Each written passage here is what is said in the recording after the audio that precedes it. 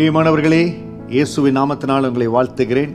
இன்றைக்கு நான் உங்களுக்கு கொண்டு வர போகிற வார்த்தை உங்களுக்கும் சரி எனக்கும் சரி எல்லாருக்கும் தேவைகள் இருக்கிறது, நிறைய ஆசைகள் இருக்கிறது, விண்ணப்பங்கள் இருக்கிறது. அதையெல்லாம் எப்படி பரலோகத்திலிருந்து நம்ம கொண்டு வர்றது? யோவான் 15வது அதிகாரம் 7வது வசனத்தை உங்களுக்காக வாசிக்கிறேன். நீங்கள் என்னிலும் என் வார்த்தைகள் உங்களிலும் நிலைத்திருந்தால் நீங்கள் கேட்டுக்கொள்வது எதுவோ அது உங்களுக்கு செய்யப்படும். ஆண்டவர் வார்த்தை கொடுத்துட்டாருங்க.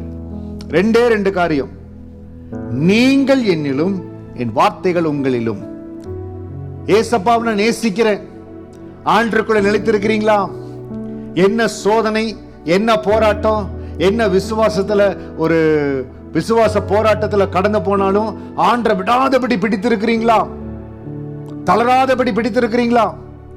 ஒரு நாள் இயேசுவை கைவிட மாட்டேன், அப்பா விட்டு விலக மாட்டேன், அவருடைய அன்பை விட்டு என்னை பிரிப்பவன் யார்? ரோமர் 8வது அதிகாரம் கடைசி பகுதியில் சொல்றபடி இயேசுவின் அன்பை விட்டு என்னை பிரிப்பவன் யார்?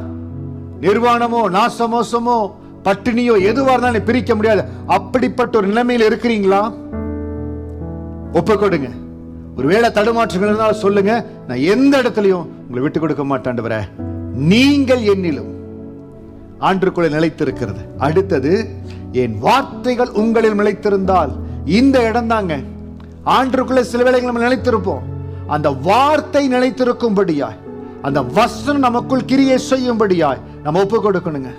இன்னைக்கு நிறைய பேர் வேண்டுதல் செய்யறாங்க, விண்ணப்பம் செய்யறாங்க, காரியங்கள் மாறதேன்னு சொல்றாங்க. என் வார்த்தைகள் உங்களிலும் நிலைத்திருந்தால். வார்த்தைகள் நிலைத்திருக்கணும்.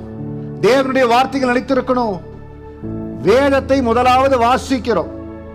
ஆரம்பத்தில் வாசிக்கிறோம். பிள்ளை கிண்டர் கார்டன் போகுது, ஏபிசிடி வாசிக்குது, ஓகே. அதுக்கப்புறம் சென்டென்ஸ் வாசிக்குது, ஓகே. அதுக்கப்புறம் கிராமர் தெரிஞ்சு கொள்ளுது. அப்படியே படிப்படியாய் வருகிற பொழுது காம்ப்ரிஹென்ஷன் எழுதுகிறது, அடுத்த நிலைக்கு வருகிறது. அதே போலதாங்க நம்ம ஆவிக்குரிய வாழ்க்கையில வேதத்தை வாசிக்கிறோம். முதல் முறை முழு முறை வேதத்தை வாசித்து முடிக்கிறோம். அதற்கு பிறகு ஆழமா வாசிக்கிறோம். வசனம் பேசுகிற அனுபவத்துக்குள்ளாய் கடந்து வருகிறோம். அவர் வார்த்தை என்னில் நிலைத்திருக்கணும். வார்த்தையை நிலைத்திருக்கணும். இந்த வார்த்தையை கேட்கிறீங்க.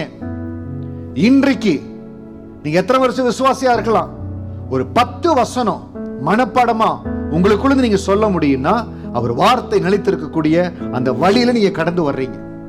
அந்த 10 வசனத்துல ஒரு 3 வசனத்தை எடுத்து, இந்த 3 வசனத்துக்கு என் வாழ்க்கையில நான் சாட்சி பாஸ்டர், இந்த 3 வசனம் என்னோடு நடந்தது அப்படி சொன்னீங்கன்னா என் வார்த்தைகள் உங்களில் நிலைத்திருக்கிற பாதையில் இருக்கிறீங்க. பாஸ்டர் அனுபவம் எனக்கு இல்ல, பரவாயில்ல. அனுபவம் இல்லைன்னா அதுல பயன்பெற்றுக் கொள்ளும்படியா அனுபவப்படுத்திக் கொள்ளும் நீங்க ஒப்புக்கொடுங்க. நான் ஆண்டவருக்குள் நிலைத்திருக்கிற அவர் வார்த்தையில் நிலைத்திருக்கணும். அந்த வார்த்தை நிலைத்திருந்தா நீங்கள் கேட்டுக்கொள்வது எதுவோ அது உங்களுக்கு செய்யப்படும். உங்களுக்கு செய்யப்படும்.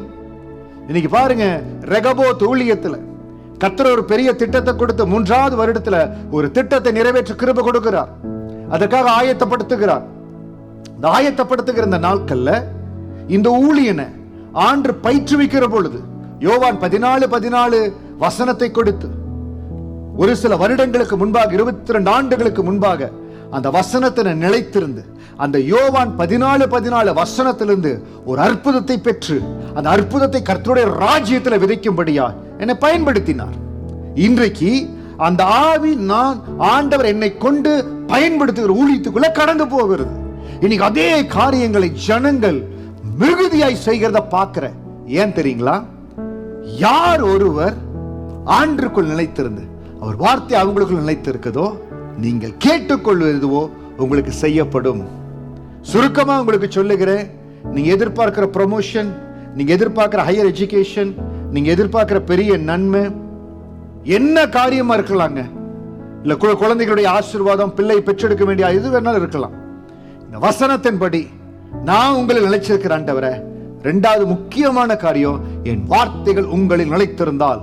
கர்த்தருடைய வார்த்தை உங்களோடு என்ன இடைபடுகிறதோ, கர்த்தருடைய வசனம் எதை கொண்டு ஆண்டு இடைபடுகிறாரோ அந்த வசனத்தை திரும்ப திரும்ப திரும்ப திரும்ப சொல்ல சொல்ல, ஆண்டவரே, சங்கீதம் 119 18வது வசனத்தின்படி உமது வேதத்துள்ள அதிசயங்களை பார்க்கும்படி என் கண்களை திறந்தருளும். சங்கீதம் 85 வசனத்தின்படி உம்முடைய தேசத்தில் மகிமை வாசமா இருக்கும்படி அவருடைய ரட்சிப்பு அவருக்கு பயந்தவர்களுக்கு சமீபமா இருக்கிறது. சங்கீதம் 119 165 வசனத்தின்படி உம்முடைய வேதத்தை நேசிக்கிறவர்களுக்கு மிகுந்த சமாதானம், அவர்களுக்கு இடரல் இல்லை.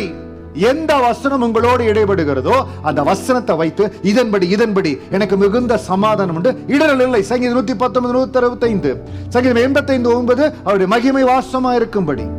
எந்த வசனம் உங்களோடு இடைபடுகிறதோ அந்த வசனத்தை திரும்ப திரும்ப சொல்லி ஜெபம் பண்ணுங்க.